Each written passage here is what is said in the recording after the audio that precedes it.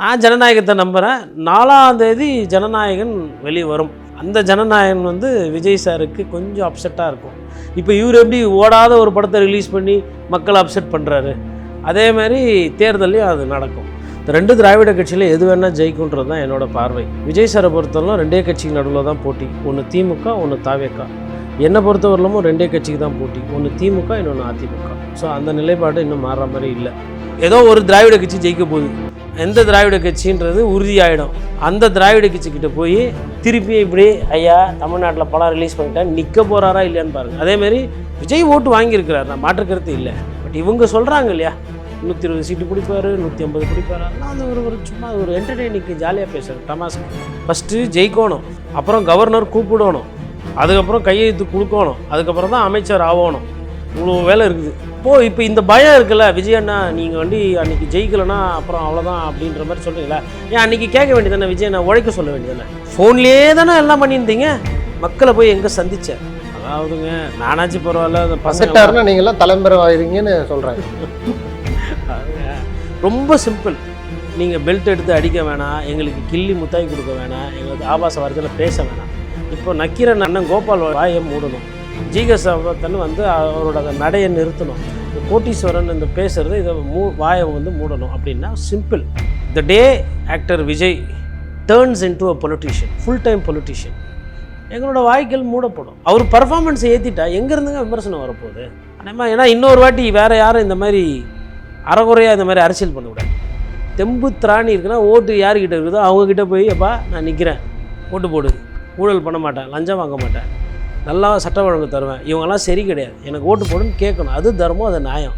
School பிள்ளைங்க பால்வாடிக்கு போகிறதுக்கிட்டலாம் போய் கேட்குறது என்னது இது? இப்படி ஒரு அரசியல், அல்ப அரசியல், இது தேவையா? லிபர்ட்டி தமிழ் நேயர்களுக்கு வணக்கம். இன்றைய நேர்காணலில் நாம் சந்திக்க இருப்பவர் பத்திரிகையாளர் கோட்டீஸ்வரன் அவர்கள். வணக்கம் சார். வணக்கம். நேயர்களுக்கு அன்பு வணக்கம். தமிழ்நாடே ஆவலாக எதிர்பார்த்த தேர்தல் ரிசல்ட் வந்து நாளை மறுநாள் வெளியாகுது. பல்வேறு கருத்து கணிப்புகள், அதாவது ஒரு 9க்கும் மேற்பட்ட கருத்து கணிப்புகள் பெரும்பாலும் திமுகவுக்கு சாதகமாக இருக்குது. 1-2 அதிமுக, அதே போல் 1-2 தாவேக ஆட்சியை பிடிக்கும்னு சொல்லுவாங்க. 1-2 இல்லை, 1 தான். அப்புறம் இன்னொன்று அதிகாரிகள்லாம் போட்டுட்ருக்காங்க. ஐபிஎஸ் அதிகாரி அவர் போடுறாரு, தாவேகாவுக்கு அதிக அளவில் செல்வாக்கு இருக்குன்னு. உங்களுடைய பார்வை என்ன? ஏன்னா வந்து ஒரு அற்புதம் நிகழ வாய்ப்பு இருக்குது, தாவேகா எதிர்பாராத வெற்றி பெற வாய்ப்பு இருக்குன்னு சொல்கிறாங்க. ஆனால் பெரும்பாலும் திமுக தான் வாய்ப்பு இருக்குன்னு சொல்கிறாங்க. உங்களுடைய கருத்து என்னடா? யார் ஆட்சி எப்படிப்பா, கள நிலவரம் எப்படி இருக்குது? திமுகன்றது ஒரு பெரிய கட்சி, பிரம்மாண்டமான கட்சி, ஆளுகின்ற கட்சி. அதிமுகன்றது ஒரு பிரம்மாண்டமான கட்சி, இன்றைக்கி எதிர்கட்சி அந்தஸ்தில் உட்காந்துருக்கா. இந்த 2 திராவிட கட்சியில் எது வேணால் ஜெயிக்குன்றது தான் என்னோடய பார்வை. ஃபஸ்ட்லேருந்தே என்னை பொறுத்தவரையிலும் விஜய் சாரை பொறுத்தவரையிலும் 2 கட்சிக்கு நடுவில் தான் போட்டி. ஒன்று திமுக, ஒன்று தாவேக. என்னை பொறுத்தவரையிலும் 2 கட்சிக்கு தான் போட்டி. ஒன்று திமுக, இன்னொன்று அதிமுக. ஸோ அந்த நிலைப்பாடு இன்னும் மாறுற மாதிரி இல்லை. நிலைப்பாடு யாருது கரெக்டு யாருது தப்புன்றது 4ஆம் தேதி வெளியில் வந்துடும். நிலைப்பாடுகள் வந்து மாறி வர்றதுன்றது வேறு. அதாவது தேர்தல் முடிவுகள்ன்றது மக்கள் கையில் இருக்குது. இப்போ நம்ம சொல்கிறதோ இல்லை விஜய் சார் சொல்கிறதோ நடக்கணும்னு சில வித்தியாசங்கள் இருக்கலாம். ஆனால் உழைக்காமலே அவங்க வந்து ஒரு விஷயத்தை வந்து தொடர்ந்து ஒரு பிரச்சாரமாக வேகப்படுத்தி சமூக வலைத்தளத்தில் அவங்க அடிச்சு நவுத்துறாங்க. எனக்கு தெரிஞ்சு இது வந்து அவங்க வேணும்ட்டே தான் பண்ணுறாங்க. அதாவது தேர்தல் பிரச்சாரத்தை பொழுது வீடு வீடாக போய் ஓட்டு கேட்காதவர்கள், கட்சிக்காரர்களும் பெருசாக கேட்ட மாதிரி தெரியல, அதே மாதிரி கட்சியினுடைய தலைவரும் பெருசாக பிரச்சாரம் பண்ண மாதிரி தெரியல. ஸோ அப்போ அதை மறைப்பதற்கும் அதை இருட்டடிப்பு செய்வதற்கும் என்ன பண்ணுறாங்கன்னா, யாருக்கு ஓட்டு போட்டிங்கன்னா விஜய்க்கு போட்டேன். அது ஒரு சைடு சமூக ஊடகத்தில். அதுக்கப்புறமா வந்து அமைச்சரவை இப்படி இருக்கும், இவருக்கு இந்த போர்ட்ஃபோலியோ, இவரை போட்டால் இந்த அமைச்சர் நல்லாயிருக்கும் அப்படின்னு சொல்லிட்டு இளைஞர்கள் தானே பொதுவாங்க. இப்போது ஒரு எடுத்துக்காட்டு சொல்கிறேன். முதல்ல வந்து ஐயா இப்போது அமைச்சர் சேகர்பாபு இருக்கார் இல்லையா, அவர் வந்து ஃபஸ்ட்டு ஒரு 2 நாள் அமைச்சரவை அந்த அமைக்கிற நேரத்தில் பார்த்தீங்கன்னா முதல் 2 நாள் வந்து ஆள் டல்லாக இருக்கிறாரு. என்ன காரணம்னா, அவர் எதிர்பார்த்தது ஒரு பெரிய ஒரு டிபார்ட்மெண்ட்டு, லம்பாக டெண்டர் வர மாதிரி ஒரு டிபார்ட்மெண்ட்டு அவர் ஆசைப்பட்டு இருந்தார். ஒரு கடின உழைப்பாளி, அந்த உழைப்புக்கு ஏற்ற ஒரு பெரிய டிபார்ட்மெண்ட் வரும்னு அவர் ஒரு எதிர்பார்ப்பில் இருந்தார். பட் அங்கே போனால் அங்கே ஆல்ரெடி இவரை விட கடின உழைப்பாளிகள் நிறைய பேர் இருக்கிறாங்க. ஐயா ஈவா வேலுமூலம், செந்தில் பாலாஜி போன்றவர்கள்லாம், அதாவது திமுகலேருந்து இருக்கிற உழைப்பாளிகளும் இருக்கிறாங்க, அதிமுகலேருந்து வந்த உழைப்பாளிகளும் இருக்கிறாங்க, இப்போ நேரு இருக்கிறாங்க, எல்லாம் இருக்கிறாங்க. அப்போ இவர் போனவுடனே எனக்கு இல்லையா அப்படின்ற மாதிரி ஒரு மனசு சங்கடத்தில் இருந்தார். அப்புறம் தெலுங்கு பேசக்கூடியவர்கள் ஒரு சிலலாம் போயிட்டு அப்படிலாம் கிடையாதுப்பா, நீ பாட்டுன்னு கோச்சின் கீச்சின்னு எதனா பண்ணினா அப்புறம் இதுவும் இல்லைன்னு சொல்லிட்டு அறிவாலயத்துலேருந்து அமுச்சு விட்ருவாங்க அப்படின்னு சொல்லி கொஞ்சம் சமாதானம்லாம் படுத்தப்பட்டு அதுக்கப்புறம் தான் அவருக்கு வந்து ஹெச்ஆர்என்சி வந்தது. எதுக்கு இதை இந்த நேரத்தில் நான் ஞாபகப்படுத்துகிறேன் அப்படின்னா, ஒரு அமைச்சர் பதவியெல்லாம் வந்து அப்படி சோசியல் மீடியாவில் பேசியெல்லாம் கொடுக்கறது கிடையாது. அது தமிழ்நாடாக இருந்தாலும் சரி, ஆந்திரா, தெலுங்கானா, இல்லை நீங்கள் வந்து அசாம் எடுத்தால் கூட சரி, யார் முதலமைச்சருன்றது மக்களுக்கு தெரியும், ஓரளவுக்கு அது ஒரு கணிப்பு இருக்கும். பட் எந்தெந்த அமைச்சர் எது எது அப்படின்றதெல்லாம் வந்து அதெல்லாம் வந்து கூடி உட்காந்து பேசி ஃபஸ்ட்டு ஜெயிக்கணும், அப்புறம் கவர்னர் கூப்பிடணும், அதுக்கப்புறம் கையெழுத்து கொடுக்கணும், அதுக்கப்புறம் தான் அமைச்சர் ஆகணும். இவ்வளோ வேலை இருக்குது. எதுவுமே புரியாமல் இவர் வந்து இட்டுன்னு போகிற துறை அமைச்சர், இவர் வந்து விளையாட்டுத்துறை அமைச்சர், இவர் வந்து சட்டம் ஒழுங்குத்துறை, இவர் வந்து சிறுவர் நலன்துறை, இப்படியெல்லாம் அவங்க பேசிக்கிட்டு இருக்கிறாங்க. சரி, ரைட், அது பேசுகிறதுல எந்த தவறும் இல்லை. பட் அதற்கு பின்னாடி இருக்கக்கூடிய அந்த அடிப்படை என்ன அப்படின்னா அதில் நிறைய முரண் இருக்குது. இப்போ வந்த கருத்து கணிப்புலையும் பார்த்திங்கன்னா அவங்க நிறைய பேராமீட்டர்ஸில் வந்துட்டு அவங்க ஃபெயில் ஆகிருக்காங்க. இப்போது இண்டிபெண்டன்ட் செஃபாலஜிஸ்ட்டு, பொலிட்டிக்கல் சயின்ஸ் படித்த ப்ரொஃபஸர்கள், அறிவு சார்ந்த அந்த இது பற்றின செஃபாலஜி, அதுக்கப்புறம் சோஷியல் இன்ஜினியரிங், சமூக பங்கீடு, அதெல்லாம் எப்படி இருக்குது அப்படின்றது ஆராய்வு பண்ணக்கூடிய அந்த கட்டுரையாளர்கள், அறிஞர்கள் எல்லாம் என்ன பண்ணுறாங்கன்னா, இப்போது அந்த ஒரே ஒரு ரிப்போர்ட் ஒன்று வந்தது இல்லைங்களா, தாவேக்காக்கு 98 பிராமணர்கள் 9% பேர் திமுக எதிராக இருக்கிறாங்க, 9% பிராமணர்களே தமிழ்நாட்டில் கிடையாது. அப்புறம் வன்னியர்கள் வந்து 7% இது எடுத்திருக்காங்களா. வன்னியரும் பெரிய சமுதாயம், அதை வந்து 7% தான் அவங்க கருத்து எடுத்திருக்கிறாங்கன்ற மாதிரி சொல்கிறாங்க. அதனால் நிறைய முரண் அதில் காட்டிட்டு, அதில் வந்து இன்னொரு முக்கியமான ஒரு முரண் என்ன சொல்கிறாங்கன்னா, தொடர்ந்து அதிமுக மீது வன்மத்தை வந்து இவங்க காட்டிட்டு வந்திருக்கிறாங்க. போன முறை வந்து ஒன்று சொன்னாங்க, அதை விட எப்பயுமே அதாவது எப்படின்னா ஒரு 10-15 சீட்டு 20 சீட்டு வந்து அதிமுக கம்மி பண்ணுற பேட்டர்னை இந்த ஆக்சஸ் இந்தியா வச்சுருக்கு, அது ஒன்று சொல்கிறாங்க. அதுக்கப்புறம் பாஜகவுக்கு அதிகமாக 400 சீட்டுன்னு கொடுத்து ஒரு தப்பு பண்ணியிருக்கிறாங்க. அது மாதிரி அவங்களோட இதெல்லாம் தப்பாக போச்சு என்ன ஏதுன்றது சொல்லியிருக்காங்க. ஒரு சிலர் எடுத்து அதை போடுறாங்க. இந்த இடத்துல இந்த கருத்தில் இல்லை இந்த தகவலில் இந்த தொழில்நுட்பத்தில் இங்கே இது தப்பு இருக்குது அப்படின்னு சொல்லிட்டு இப்போது அந்த ரிப்போர்ட்ஸ் வருது. அதை டீட்டெயிலாக அனாலிசிஸ் பண்ணுறேன். இப்போ அடிப்படையில் அவங்க சொல்கிற அந்த கருத்து கணிப்பு என்னென்னா, கிட்டத்தட்ட 100 சீட்டு தாவேக்காக்கும் 100 சீட்டும் திமுகவுக்கும் கொடுக்குறாங்க. அப்படின்னா என்னென்னா, விஜய் சார் சொன்னாருங்களா, விஜய் 2 கட்சிக்கு தான் போட்டின்னு, அப்போ அது ப்ளே ஆகுது. அப்போ 200 தொகுதியில் தாவேக்காக்கும் திமுகவுக்கும் போட்டின்ற மாதிரி எடுத்துகிட்டு போகிறாங்க. அப்படி எனக்கு தெரிஞ்ச மாதிரி தெரில. இப்போது சென்னையில் ஓகே மும்முனை போட்டி அதெல்லாம் ரைட்டு சொல்கிறீங்க, சமூக ஊடக தாக்கம் அதிகமாக இளைஞர்கள் வந்து போட்டாங்க. எனக்கு தெரிஞ்சு கன்னியாகுமரியிலலாம் மும்முனை போட்டி இருக்கிற மாதிரி தெரியலையே. இல்லை கடலூர்லேயே விழுப்புரத்துலேயே இவர் போவே இல்லை. கடலூர் சென்னை தாண்டியில் பெரும்பாலுமான அப்புறம் எங்கே அந்த இடத்துலலாம் சேலத்தில் எங்கே மும்முனை போட்டி இருக்குதுன்னு எனக்கு தெரியல. கோயம்புத்தூரில் மும்முனை போட்டி இல்லைன்றது இப்போ சமீபமாக கூட போயிட்டு வந்தேன். நானும் களத்துக்கு போயிட்டு ஒரு 4 நாள் தங்கிட்டு கோயம்புத்தூர், ஈரோடு, சேலம்லாம் பார்த்துட்டு வரேன். மும்முனை போட்டி இல்லை. அதேமாதிரி அந்த சைடும் கேட்டாச்சு, நமக்கு வந்து நாகப்பட்டினம், மயிலாடுதுறை அங்கெல்லாம் எதனா மும்முனை போட்டி இருக்குன்னா இல்லைங்க, இருக்கிற கட்சியே போதும், இதில் தான் யாரோ ஒருத்தர் ஜெயிக்க போகிறாங்க, புதுசாலாம் யாரும் வந்து ஜெயிக்க மாட்டாங்கன்ற மாதிரி தான் சொல்கிறாங்க.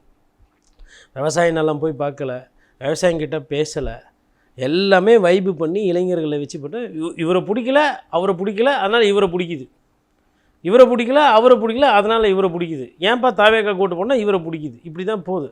அப்போ அதுக்கு பின்னாடி ஒரு கொள்கையோ சித்தாந்தமோ அரசியலோ எதுவுமே இல்லை. அதை மையமாக வச்சு ஒரு கருத்து கணிப்பு இப்போ ஒன்று ஒன்றா வந்துக்கிட்டு இருக்கு. அப்போ அந்த கருத்து கணிப்பு அப்படின்றது வந்து அவங்க வந்து இந்த தாவேக்கா தொண்டர்களை ஒரு சந்தோஷமாக வச்சுக்கிற அந்த ஒரு நம்பிக்கை, அதாவது அற்புதங்கள் நிகழும் வாய்ப்பு இருக்குது அப்படின்னு சொல்லி செங்கோட்டையன் சொல்கிறாரு. விஜயுமே அதை நம்புறாருல, ரொம்ப உறுதியாக இருக்கிறார். அதாவது எந்த அளவுக்குன்னா, வெற்றி பெற்ற எல்லோருமே உடனடியாக எந்த தாமதமும் இல்லாமல் பனையூருக்கு வாங்க அப்படின்னு கொடுக்குறாரு. இப்போ எல்லா கோயிலுக்கும் போகிறாரு. அவர் ரொம்ப உறுதியாக இருக்கிறார், நம்ம வென்றலாம், எனக்கு கான்ஃபிடெண்ட்டாக இருக்கேன், எல்லோரும் அதே போல் நம்பிக்கையாக இருங்க அப்படிங்கிறாரு. நம்பிக்கையாக இருங்க அப்படின்னு சொல்கிறது வந்து கரெக்டு தான், அதில் வந்து ஒரு யதார்த்தம் இருக்குது. அப்போ அதை தாண்டி வந்து என்னென்னா இவங்க அதை ஓவர் டூ பண்ணுறாங்க. இப்போது பெரிய பிரச்சனை, ஒரு பெரிய சிக்கல் எங்கே சமுதாயத்துக்கு போகுது அப்படின்னாக்கா, இந்த சிறியவர்கள் வந்து என்ன மனநிலையில் இருக்கிறாங்க நம்ம பார்க்குறோம். இந்த ரீல்ஸ் வருது, டிக்டாக்கு அதெல்லாம் வருது, அவங்க அது ஒரு பிரச்சனையில் இருப்பாங்க. அப்போ ஏன் இந்த மாதிரி ஒரு நிலைமை வந்து வருது, இதுக்கு என்ன பண்ணணும் அப்படின்றதுக்கு தீர்வு எதுவுமே இந்த நொடி வரலாம் அவங்க சிந்தித்த மாதிரி தெரியல. ஏதோ நாளைக்கு ஒரு அசம்பாவிதம் ஏதோ ஒன்று ஆகுது, இல்லை யாருன்னா வந்து ஏடாகூடமாக எடுக்கக்கூடாத முடிவுகள்லாம் எடுக்கிறாங்க. வெற்றி வந்துட்டால் பிரச்சனை இல்லை, தாவேக்காவுக்கு கொண்டாட வேண்டியது தான். ஒருவேளை தாவேக்கா வெற்றி பெறலை அப்படின்னா இந்த முழு பழியை இந்த தாவேக்கான்ற இந்த கட்சி வந்து ஏற்றுக்கணும். ஏன்னா இதுக்கு முன்கூட்டியே நான் சொல்லி வைக்கிறேன். இதுக்கு சத்தியமாக திமுகவோ சத்தியமாக அதிமுகவோ தேர்தல் ஆணையமோ காரணமோ பொறுப்பு கிடையாது. ஓட்டு போடுறது மக்கள். மக்கள் ஓட்டு போட்டால் நீங்கள் முதலமைச்சராகிக்கங்க, உட்காந்துக்கோங்க. ஒரு வேளை ஓட்டு போட்டு நீங்கள் ஆட்சி பிடிக்கல, இல்லை உங்கள் விஜய் அண்ணா தோற்று போயிடுறாரு அப்படின்னா அதை ஏற்றுக்கிற பக்குவம், அந்த மன தைரியம் வளர்த்துக்கணும். இந்த நொடி வரலாம் அதை பண்ணாமல் ஆக்சிஸ் இந்தியா சொன்னாங்கோ, ஐபிஎஸ் அதிகாரி சொன்னாங்கோ, பழைய ப்ரொஃபஸர் சொன்னாங்கன்னு சொல்லிட்டு புதுசாக இப்போ ஒரு 2-3 நாளாக அது இன்னும் திருப்பி ஜாஸ்தி பண்ணுறாங்க. என்ன இதனால் உங்களுக்கு ஆதாயம் கிடைக்க போகுது, எது நடக்க போகுது தெரியல. கேஸ் விலை ஏறி போச்சு, மக்கள் பிரச்சனை நிறைய இருக்குது, வெயில் தாக்க முடியல, கரண்ட்டு நிறைய இடத்துல கட் ஆகுது, வோல்டேஜ் ஃப்ளக்சுவேஷனில் பற்றிக்கிட்டு போகுது. இதெல்லாம் இருக்கிற பிரச்சனை. இப்போ நான் சொன்னதெல்லாம் மக்கள் பிரச்சனை. ஆனால் ஃபோனை திறந்தாவே இவங்களோட கதறல், இவங்களோட புலம்பல், இல்லை வேறு யாருன்னா திட்டுறது. இல்லை, முடிவுகள் எப்படி வேணாலும் மாறலாம் இல்லையா? அது அவங்களுடைய நம்பிக்கை. ஒருவேளை ஒரு மாயாஜாலம் நிகழ்ந்துடாதான்னு அவங்க எதிர்பார்க்குறாங்க. இது என்னங்க மாயாஜாலம், அற்புதம், நிகழ்ந்துடாதா, மிரக்கல்னா என்னங்க இது? ஜனநாயகங்க. மக்கள் ஓட்டு போட்டால் ஜெயிக்க போகிறீங்க, மக்கள் ஓட்டு போடலாம் தோற்று போகிறீங்க. உங்களுக்கு ஒண்டி தான் தோல்வி இருக்கா? ஏன் திமுக தோக்காதா, இல்லை அதிமுக தோக்காதா? எல்லாரும் தான் ஜெயிப்பாங்க, எல்லாரும் தான் தோப்பாங்க. ஏன் இவ்வளோ சீரியஸாக? அப்போது இப்போ இந்த பயம் இருக்குல்ல, விஜய் அண்ணா நீங்கள் அன்றைக்கி ஜெயிக்கலைன்னா அப்புறம் அவ்வளோதான் அப்படின்ற மாதிரி சொல்கிறீங்களா? ஏன் அன்றைக்கி கேட்க வேண்டியதானே, விஜய் அண்ணா உழைக்க சொல்ல வேண்டியதானே? ஃபோன்லேயே தானே எல்லாம் பண்ணியிருந்தீங்க பூரா விஷயத்தையும். ஃபோனை தாண்டி களத்துக்கு அவர் போய் என்ன பண்ணார், மக்களை போய் எங்கே சந்தித்தார்? இப்போ அதை பயத்தை தெரியாத மாதிரி அப்படியே எடுத்துகிட்டு போகிறது. இது நல்ல ஆரோக்கியமான விஷயம் கிடையாதுங்க. நான் பேச ஆரம்பித்ததுலேருந்து நான் இந்த பேராசிரியர் பெருமக்கள்கிட்டலாம் எப்பவுமே பேசிக்கிட்டு இருப்பேன், அகடமிஷியன்ஸ் கிட்ட. அவங்களாம் அவ்வளோ ஒரு மன அழுத்தத்தில் இருக்கிறாங்க இந்த வீடியோஸ்லாம் பார்த்துட்டு. ஏன்னா அவங்க அடுத்த தலைமுறை படித்து இருக்கணும், பண்பு இருக்கணும், ஒரு நாலேஜபிளாக இருக்கணும்னு நினைக்கக்கூடியவங்க. இவங்க பெரும்பான்மை யாரும் நிறைய பேர் கட்சி சார்ந்தவங்களாம் இல்லைங்க. அவங்களுக்கு என்னென்னா அடுத்த வர ஜெனரேஷன் நல்லா இருக்கணுன்றது தான் அவங்களோட நோக்கம். அவங்க சொல்கிறாங்க காலேஜிலலாம் போகும்போது பூரா ரீல்ஸ் பார்த்துக்கிட்டு வருதுங்க, எல்லாமே விஜய் விஜய் விஜய்னு. அது என்னென்னா கோயம்புத்தூரில் இருக்கிற ஒரு ப்ரொஃபஸர் சொல்கிறார், பேர் சொல்ல வேணாம்னு நினைக்கிறேன், ஒரு பெரிய இன்ஜினியரிங் காலேஜ். இப்போ சோஷியலைஸ் பண்ணுறான் இதை வச்சு. இப்போ ஒரு பொண்ணு ஒருத்தர்கிட்ட பேசணுன்னா, அரசியல் பேசணும் இதுன்னா, இவர் ஒரு பாலமாயிட்டார். இப்போது நம்ம டிக்டாக் பண்ணுவோம், நம்ம ரீல்ஸ் பண்ணுவோம் விஜயண்ணா பற்றி. இப்படி வந்துட்டாங்க இன்ஜினியரிங் பசங்களே. இது கொஞ்சம் எனக்கு புரியல, இது எங்கே போகுதுன்னு. அரசியல் படுத்த வேண்டியது தேவை இருக்குது. ஆனால் இது ஃபன் பண்ணிகிட்ருக்குறான். அவங்க இதை ஒரு மீடியமாக யூஸ் பண்ணுறாங்க. யாருமே பார்த்திங்கன்னா இப்போ ஒரு 40 வயசு 50 வயசுக்கு மேலே இருக்கவங்க இந்த மாதிரி அவ்வளோவா பண்ணுறது கிடையாது. இந்த இளைஞர்கள் அதிகமாக இதை பண்ணுறாங்க. இது ஒரு நியூசன்ஸாக இருக்குது. எப்போப்பா அதாவது அவர் எனக்கு ஃபோன் பண்ணால், இந்த தயவுசெய்து அந்த 4ஆம் தேதி சீக்கிரம் தொலையாதா, எண்ணி சொல்லி தொலைங்களேன், இப்படி தான் ஆரம்பித்தார் அவர். என்ன சார் ப்ரொஃபஸர் காலையில் இப்படி பேசுகிறீங்கன்னா, என்னால் முடியல. என்ன சார் முடியலன்னா, இல்லை வண்டியில் போகும்போது வரும்போது இங்கே நின்றுக்குதுங்க, இப்படி உயின்னு கத்துறான் ஒருத்தன் திடீர்னு. என்னப்பா பிரச்சனை அப்படின்னா, இல்லை சார் இது பண்ணியிருந்தேன், ரீல்ஸ் எடுத்துருந்தோம் சார்ன்றான். ஏன்னா எதனா ஒரு பையனுக்கு ஏதோ ஒரு பிரச்சனை எதனா ஒன்றுனா காலேஜில் மேனேஜ்மெண்ட்டில் என்ன போட்டு டார்ச்சர் பண்ணுவாங்க. இது என்ன கேட்டால் இது போய் கேட்கவும் பயமாக இருக்குது. எதனா நம்மளே எடுத்தால் வீடியோ எடுத்து போட்டு நம்மளே எதனா பழைய ப்ரொஃபஸர் இவர் அப்படின்னு நம்மளே எதனா சொல்லி விட்ருவாங்களோன்னு அவர் ரொம்ப புலம்புறார். அவர் கிட்டத்தட்ட இவ்வளோ தேர்தல்லாம் இருக்குது. அவர் ஒரு இயற்கை விவசாயம் அதை பற்றிலாம் கிளாஸ் எடுக்கக்கூடியவர், நிறைய காலேஜுக்கு அங்கே போய். அவர் இப்படி இப்போ இந்த மாதிரி ஒரு புலம்பல் ஒன்று புலம்புறாரு.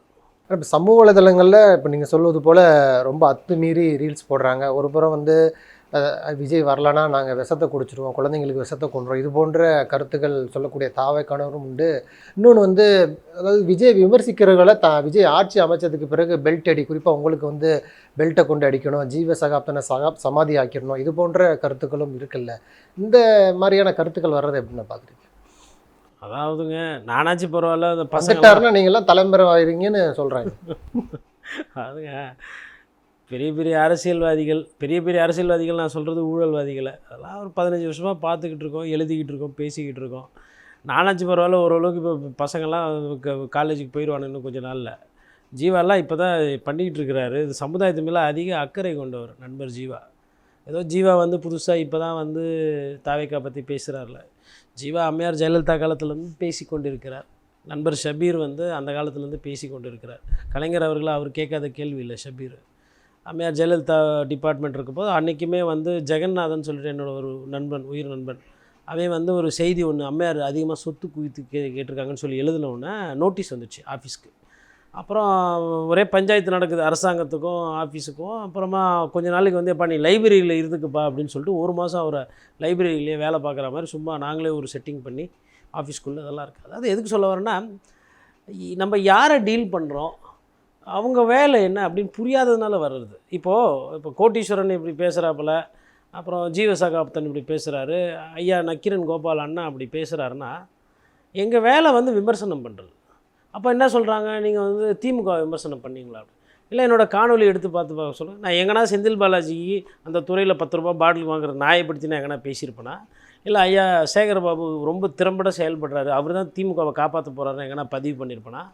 இல்லை ஐயா KN நேரு வந்துட்டு இந்த 25 லட்சம் 35 லட்சம் வேலைக்கு வாங்கினதா சொல்லியிருக்காங்க, இதில் நான் எதனா நிலைப்பாடு எடுத்திருப்பேனா? கட்சின்றது வேறு, கட்சியில் ஒரு சில பேர் தவறு செய்கிறதுன்றது வேறு.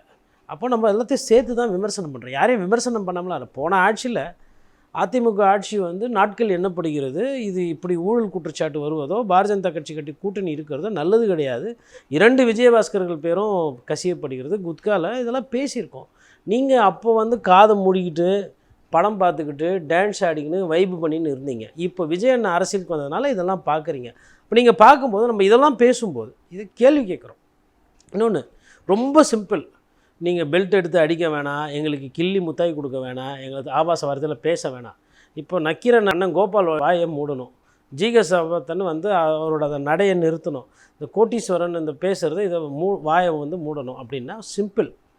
த day actor Vijay turns into a politician, full time politician, எங்களோட வாய்க்கள் மூடப்படும். அவர் பர்ஃபார்மன்ஸை ஏற்றிட்டா எங்கேருந்துங்க விமர்சனம் வரப்போகுது? இப்போ விஜய் சார் வந்து எல்லாரையும் போய் பார்க்குறாரு, மக்கள் கூடவே இருக்கிறாரு, மக்களுக்கு உண்டான அரசியல் பண்ணுறாருன்னா, இப்போ எனக்கு என்ன வேலை இருக்குது? பண்ணுறாருன்னா அவர் ஜெயிச்சிருவார். அவர் ஜெயிச்சிட்டா எனக்கு என்ன வேலை இருக்குது? அப்புறம் அவர் ஆட்சிக்கு வந்தோம், நீங்களாம் இருக்கீங்களே, உங்களுக்கெல்லாம் அமைச்சர் எந்தெந்த அமைச்சர் அவங்க எவ்வளோ ஊழல் பண்ணுறாங்களா இல்லை ஊழல் பண்ணாமல் இருக்கலாம், அதை பார்த்து இது கண்டினியூவஸ் பேஸ். இப்போ இவ்வளோ டிக்டாக்கு ரீல்ஸ் வருது, எல்லாம் வருது. அவர் எதனா ஒரு கடிதம் எழுதலாம்ல, இல்லை தொண்டர்களுக்கு ஒரு வாய்ஸ் மெசேஜ் இல்லை ஏதோ ஒன்று போடலாம்ல. அதாவது இந்த விபரீதமான முடிவு எடுக்கிறதெல்லாம் இதெல்லாம் இருக்கக்கூடாது.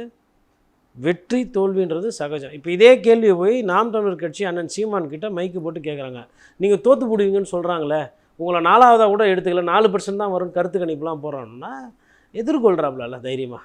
வெற்றி தோல்விக்கு நான் வரல, ஆட்சியை கவுக்கிறதுக்கு நான் வரல, எனக்குன்னு ஒரு நேரம் வரும், எனக்குன்னு ஒரு நாள் வரும், அது வரலாம் நான் வந்து அரசியல் செய்வேன், ஆட்சி தான்றது கிடையாது. அதே அவரும் போய் என்ன சொல்கிறாருன்னா, நான் ஜெயிக்கிறேன்னா நீங்களும் செத்து போயிடுங்கன்னு சொல்லலை, எனக்கு ஒரு விஷம் கொடுங்க நான் செத்து போயிடுறேன், உங்களுக்கெல்லாம் கத்தி கத்தி நான் இப்படி போகிறதுக்கு நானே செத்து போயிடுறேன்ற மாதிரி அப்படி பேசுகிறார் அவர். தனக்கு எனக்கு என்ன வேணால் ஆகட்டும், நாம் தமிழர் கட்சிக்கு என்ன வேணால் ஆகட்டும், பட் நீங்கள் வந்து நம்பிக்கையாக இருங்கன்ற மாதிரி பேச. இவங்க தாவேக்கால அண்ணா நீங்கள் வந்து வரலன்னா நான் செத்து போயிடுவேன், நீங்கள் பதவி ஏற்றுக்கிறத பார்த்தாவே போதும் அதிலே சந்தோஷத்தில் நான் தூக்க மாட்டேன்னு செத்து போயிடுவேன். என்ன வார்த்தை, குழந்தைய வச்சுக்கிட்டு பேசுகிறீங்க. ஒரு அம்மா பேசுகிற பேச்சா இது? ஒரு குழந்தைய வச்சுட்டு, அந்த குழந்தை இது வந்து கம்ப்ளீட்டாக சைல்டு அப்யூஸ். தூர்தர்ஷனில் நமக்கு ரிட்டையர்டான அதிகாரிகள்லாம் இருக்காங்க, அவங்களாம் வந்து அப்போ தூர்தர்ஷன்லாம் எப்படின்னா ஒரு ஸ்டாண்டர்ட் இருக்கும். இந்த வியூஸ் எல்லாம் பார்த்துட்டு இந்த கண்டென்ட் எல்லாம் பார்த்து அலறாங்க, ஐயோ என்னங்க இதெல்லாம் சென்சார் போர்டுலாம். அப்போ இது சென்சார் எதுவும் இல்லாதனால சமூக ஊடகத்தில் என்ன வேணால் வந்து அந்த பிஞ்சு மனசில் வந்துட்டு நீங்கள் வந்து தோல்வின்ற ஒரு விஷயத்தை சின்ன விஷயத்தை திணிக்கிறீங்க. வெற்றி தோல்வி என்னன்னு தெரியாத வயசுங்க அது. அப்போ வந்து இன்னொன்று ஒரு சிலர் கொஞ்சம் புத்தி சுவாதீனமே இல்லாதவர்கள் போல் பெரியவங்க வந்து சொல்கிறாங்க, என் குழந்தை சொல்லிச்சு நான் அதனால் ஓட்டு போட்டேன், என் பேத்தி சொல்லிச்சு என் பேரை சொன்னேன் அதனால் நான் ஓட்டு போட்டேன்னு. அப்போது உங்களுக்கெல்லாம் ஓட்டு இருக்கிறது தான் இங்கே பிரச்சனைன்னு சொல்லிட்டு இன்னொரு அதிகாரி ஒருத்தர் பேசுகிறாரு. அப்போ அந்த ஓட்டை வெள்ளைக்காரங்கிட்டேருந்து எவ்வளோ கஷ்டப்பட்டு வாங்கினாங்க, நம்மளே ஆட்சி பண்ணிக்கிறதுக்கு எவ்வளோ அது முக்கியம். நீங்கள் என்னன்னா குழந்தை சொல்லிச்சு, விளையாட்டு பையன் சொன்னால், ஸ்கூல் பையன் சொன்னால், சாப்பிடலாம் அடம் பிடிக்கல அதனால் நான் ஓட்டு இப்படி போட்டேன்றீங்களே, என்னங்க இது? ஓட்டு உரிமை தெரியுமா? சுதந்திரம்னா என்ன தெரியுமா? குடியரசுனா என்ன தெரியுமா? இதனுடைய மதிப்பு தெரியுதா உங்களுக்கு? இந்த குழந்தை சொல்லுது சரி, அதை வந்து இந்த ஆளாளுக்கு இந்த மாதிரி இது வந்து அவங்க என்ன சொல்கிறாங்கன்னா, இது பிளாட்டன்ட் வயலேஷன் ஆஃப் லா, சட்டத்தில் வந்து இவர் மீறி இருக்கார். அநேகமாக இப்போ ஹியூமன் ரைட்ஸுக்கும் இது சைல்டு வெல்ஃபேர் கமிஷன் போயிருக்கு, டிஜிபிக்கெலாம் சர்க்குலர் அனுப்பிச்சிருக்காங்க.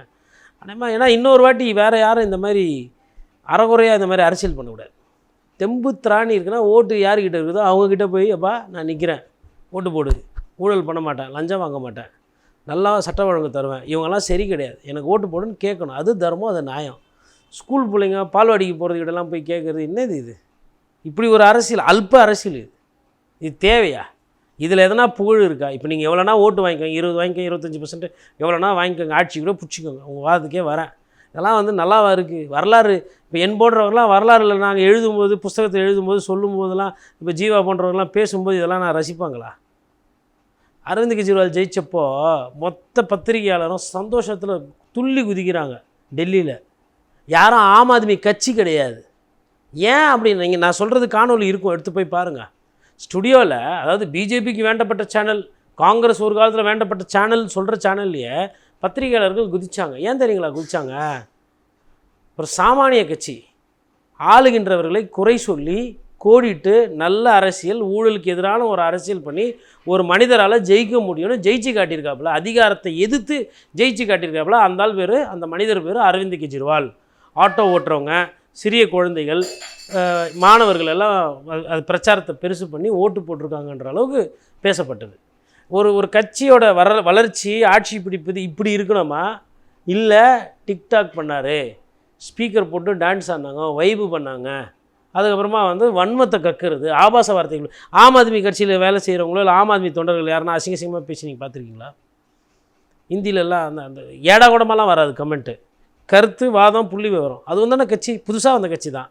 தொடப்பக்கட்ட அருமையான சின்னம், உங்களுதாச்சும் விசிலு, தொடப்பக்கட்ட சின்னம். அது எல்லாத்தையும் பெருக்கி தூக்கி போட்டு அக்கிளில் போட்டுன்னு போயிட்டார் கெஜ்ரிவால். ஒரு எடுத்துக்காட்டாக இருக்கணுங்க, பார்க்கும்போது ரசிக்கிற மாதிரி ஒரு அரசியலாக இருக்கணும். அப்புறம் இப்போது இவர் ஆன்மீகவாதி கிடையாது, இப்போ கோயிலாக போகிறேன். என்ன சொல்ல வரீங்க நீங்கள்? என்ன தான் ஓட்டு போட்டாச்சு, முடிஞ்சு போச்சு, இப்போ கோயிலாக போகிறீங்க. என்ன முன்னாடி எது பண்ணோம், பின்னாடி எது பண்ணோம்? அப்போவே போயிருந்தால் கூட ஒரு 10 ஓட்டு வந்துருக்கும். வேண்டுதல்கள் ஜோசியர் சொல்லியிருக்கிறாரு, வேண்டுதல்கள் நிறைவேற்றுறாரு. ஓ, அப்போ நீங்களும் ஜோசியத்தை தான் நம்புறீங்க கடைசியில். இதுக்கு வந்து திராவிடத்தை எதுக்கிறதுக்கு ஒரு இது வேறு. அப்போ ஏன் வந்து சரி ஓகே, ஜோசியத்தை நம்பட்டோம், ஒன்றும் பிரச்சனை இல்லை. நான் ஜனநாயகத்தை நம்புகிறேன். 4ஆம் தேதி ஜனநாயகன் வெளியே வரும். அந்த ஜனநாயகன் வந்து விஜய் சாருக்கு கொஞ்சம் அப்செட்டாக இருக்கும். இப்போ இவர் எப்படி ஓடாத ஒரு படத்தை ரிலீஸ் பண்ணி மக்களை அப்செட் பண்ணுறாரு, அதே மாதிரி தேர்தலையும் அது நடக்கும். நான் வந்து ரொம்ப தெளிவாக இருக்கிறேங்க, ஏன்னா நானும் களத்துக்கு போகிறேன், பார்க்குறேன். இவங்கெல்லாம் அந்த சொல்கிற மாதிரி இவங்கெல்லாம் இது திட்டமிடப்பட்டு இந்த மாதிரி வீடியோக்கள் போட்டு இந்த மாதிரி பேசப்படுற அந்த விஷயங்கள் நடந்து கொண்டிருக்கு.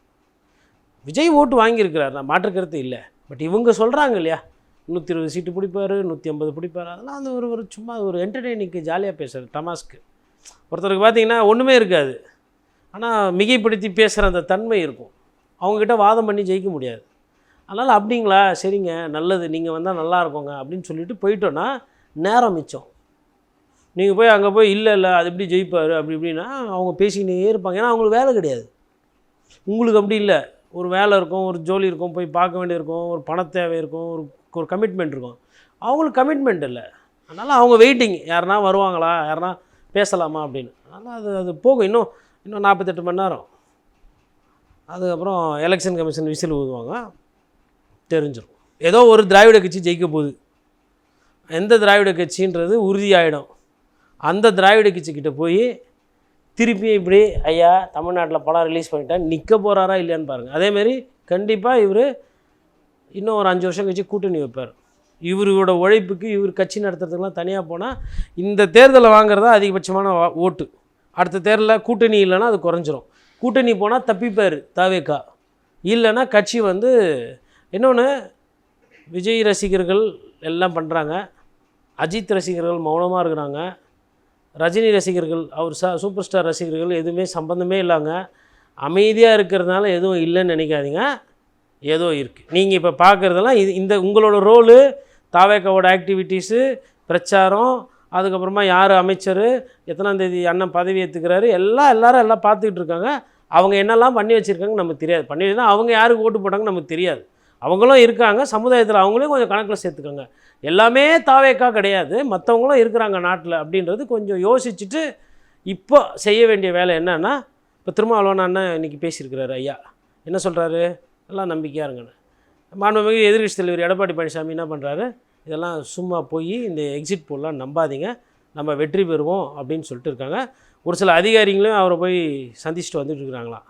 அதேமாதிரி முதல்வர் என்ன பண்ணுறாருன்னா அவருமே வந்து கூட்டணி கட்சிகள்லாம் வந்து சிறப்பாக இருங்க, எலெக்ஷன் நேரத்தில் கவனம் அப்படின்னு சொல்லிட்டு அவரும் கூப்பிட்டு எல்லாரையும் பேசியிருக்காரு. இதில் யாருக்கிட்டேயும் வந்துட்டு எதுவும் வெளிப்படைத்தன்மை இல்லாமல் பண்ணிகிட்டு இருக்கிறது தாவேக தலைவர் விஜய். அதனால் அவர் என்ன பண்ணனா, நீங்கள் எப்படி குட்டீஸ்கிட்ட ஓட்டு கேட்டிங்களோ அதே மாதிரி என்னோடய ஒரு தாழ்மையான வேண்டுகோள் இது, குட்டீஸ்க்கு ஒரு காணொலியை அவர் வெளியிடணும், இன்றைக்கோ இல்லை நாளைக்கோ. நான் வந்து ஒரு பத்திரிக்கைக்காரன், நான் சொல்கிறதெல்லாம் அவர் கேட்கணுன்னு அவசியம் இல்லை. அவரோட கட்சியில் இருக்கிறவங்களோட அந்த நலன் மேலே எனக்கும் கொஞ்சம் அக்கறை இருக்குது. 100% உண்மையிலே எனக்கு மனசாட்சியோட அக்கறை இருக்குது, அதில் எனக்கு மாற்றுக்கிறது கிடையாது. அங்கே இருக்கிற குழந்தைகள் மேலே எனக்கு பண்பு, பரிவு, பாசம் இருக்குது. அது நம்ம வீட்டு குழந்தைங்க தான், அவங்க வந்து வெளியாள் கிடையாது. இவர் தான் அந்த குழந்தைங்கள இவருக்கு ஏற்ற மாதிரி அவர் எக்ஸ்ப்ளாய்ட் பண்ணுறாரு, மிஸ்யூஸ் பண்ணுறாரு. குழந்தைங்கள் மீது தப்பு கிடையாது. அந்த குழந்தைகள் வந்து ஏன்னா விளையாட்டு குழந்தைங்க, அது தெரியாது, நல்லது கெடுத்து. நீங்கள் தோத்துட்டிங்கன்னா நீங்கள் திருப்பி அடுத்த எலெக்ஷன் நிற்கலாம், ஜெயிக்கலாம், முதலமைச்சர் ஆகலாம். ஒன்றும் மாறிட போகிறது கிடையாது. உங்களுக்கு இந்த வாட்டி 2 சீட்டு வந்தாலும் லாபம் தான், 20% ஓட்டு வந்தாலும் லாபம் தான். ஏன்னா நீங்கள் பூஜ்ஜியத்துலேருந்து வரீங்க, புது கட்சி. குழந்தைங்களுக்கு அது தெரியாது. குழந்தைங்க உங்களை சீரியஸாக எடுத்துக்கிட்டு இருக்காங்க. அதனால் ஒரு நிமிஷம் 2 நிமிஷம் வீடியோ அவர் போட்டார்னா நான் நெஞ்சார்ந்த நன்றி அந்த விஷயத்தில், அந்த காணொலிக்கு நான் சொல்லுவேன். போட்டுட்டு குட்டீஸ் உங்களோட வேலையெல்லாம் விட்டுட்டு, படிக்கிறதெல்லாம் விட்டுட்டு அண்ணனுக்கோசரம் ஓட்டு கேட்டிங்க, ரொம்ப சந்தோஷம். அண்ணன் வந்து ஃபஸ்ட்டு ரவுண்டு தோக்குற மாதிரி நடிச்சுட்டு கூட அடுத்த தேர்தலில் ஜெயிச்சுக்குவேன். நம்ம இது வந்து சும்மா நம்ம ட்ரையல் பார்க்குறோம். அண்ணன் ஜெயித்தாலும் சரி, மாமா தோற்றாலும் சரி, நீங்களாம் ஹாப்பியாக பாப்கார்ன் சாப்பிடுங்க, கிண்டர் ஜாய் வாங்கி கொடுக்க சொல்லுங்கள் வீட்டில். அதுக்கப்புறமா வந்து நீங்களாம் சந்தோஷமாக போய் ட்ரைம்ஸ் பாருங்கள், டிவி பாருங்கள். இனிமேல்ட்டு வந்து இந்த எலெக்ஷன் பற்றி நீங்கள் பெருசாகி வந்த உடனே விஜய் மாமா வந்து உங்களுக்கு அரசியல் சொல்லித்தரேன் அப்படின்னு, லவ் யூ, பை பை அப்படி சொல்லி ஒரு ஃப்ளையிங் கிஸ் கொடுத்து அந்த குழந்தைங்கள கான்ஃபிடெண்ட்டாக இருங்க, நம்ம தோற்றாலும் ஜெயித்தாலும் நம்ம ஒன்று தான்டா, நம்ம வந்து நல்லா அரசியல் பண்ண போகிறோம். ஆட்சி இருந்தால் தான் நல்லது பண்ணணும்னு இல்லை மாமா, ஆட்சியில் இல்லைன்னா கூட மாமா நல்லது பண்ணுவேன், ஆட்சி வந்தால் இன்னும் நல்லா பண்ண போகிறோம், அவ்வளோதான், சிம்பிள், டேக் இட் ஈஸி அப்படி சொல்லி ஒரு வீடியோ அவர் ஒன்று போடணும். போட்டார்னா அது சின்ன சிறு பசங்களுக்கு, ஒரு சிலர் கொஞ்சம் வயசானவங்களும் அப்படி தான் இருக்கிறாங்க, 23, 25லேயே உக்கிரமாக இருக்கிறாங்க. என்னது தாவேக்கா கண்டி வரலன்னா அன்றைக்கி இருக்குது பாரு, பிகிலு விசிலு அப்படி ஒரு கூட்டம் இருக்குது. மேபி அவங்களுக்கும் ஒரு நிமிஷம் எக்ஸ்ட்ராவாக போகலாம். சரி, ரொம்ப நாளாக காலேஜு வேலை வெட்டிலாம் போகாமல் இப்படியே சுற்றிட்டோம், எவ்வளோ நாள் தான் அரசியலே பேசுகிறது, கொஞ்சம் இன்டர்வியூலாம் போகிறது, ரெஸ்யூமே ரெடி பண்ணுறது, வீட்டில் அப்பாவுக்கு உதவியாக இருக்கிறது, அதெல்லாம் பார்க்க வேண்டிய நேரத்துக்கு வந்திருக்கிறோம். அண்ணனுக்கு ஒரு தேவை, குரல் கொடுத்தேன், எல்லாம் உதவுனீங்க, ரொம்ப சந்தோஷம். இப்போ நீங்கள் வந்து உங்கள் குடும்பத்தை பார்க்கணும், அப்பா அம்மாவை பார்க்கணும். இது ஏன் பஞ்சாயத்து, இது ஏன் பிரச்சனை, நான் உழைக்கிறதா முடிவு பண்ணிட்டேன். இனிமேல்ட்டு உங்களையே உழைக்க சொல்லாமல் நானுமே வந்து அதிகமாக உழைக்க போகிறேன். அதனால் என் உழைப்பை நம்பி இப்போ நீங்கள் உங்கள் உழைப்பை கொடுத்தீங்க, இப்போ என் உழைப்பை நான் கொடுத்து தாவேக்கா வந்து அடுத்த லெவலுக்கு கொண்டு போவேன். தேர்தலில் வெற்றி வந்தாலும் சரி, தோல்வி வந்தாலும் சரி, இது விஜய் அண்ணாவோட சேலஞ்ச் அப்படின்னு சொல்லி அவர் ஒரு வீடியோ போட்டார்னா, வா தளபதி அப்படின்னு பார்த்து அது வைப் ஆகிட்டு, இதுக்கப்புறம் இதுமாரி பண்ணாதீங்க அப்படின்னு அதில் போட்டால் அவர் ஒரு தீர்வு கிடைக்கும். இது இப்படியே போச்சுன்னா யார் அதிகமாக அழுவுறதுன்னு காம்படிஷன் நடந்துனுக்குது. உயிர் தியாகம், சோத்துல விஷம், பாயசத்தில் போட்டுறது, மாத்திரை போட்டுக்கிறது, தொங்கிடுவேன், குழந்தையோடு காணா போயிடுவேன், இப்படிலாம் போயிட்டுருக்குது. இதெல்லாம் கேட்க நல்லாவா இருக்குது ஒரு தமிழ் சமுதாயத்தில்? அதனால் இதெல்லாம் யார் முற்றுப்புள்ளி வைக்க முடியும்னா அவர் தான் பண்ணோம். ஏன்னா அவர் தான் இந்த ஆட்டத்தை ஆரம்பித்தார். அதனால் இந்த ஆட்டத்தை தயவுசெய்து ஓட்டு என்றது 4ஆம் தேதி என்றதுக்கு முன்னாடி அவர் எதனா ஒரு காணொலி போட்டோ இல்லை கட்சி சார்பாக இதை கொஞ்சம் சொல்லி பண்ணாங்கன்னா அவங்களுக்கு புண்ணியமாக போகும். நன்றி. நிறைய நல்ல அனுபவம் வாய்ந்த தகவல்களை நேயர்களுக்கு சொல்லியிருக்கீங்க. உங்களுடைய நேரத்துக்கு மிக்க நன்றி. நன்றி.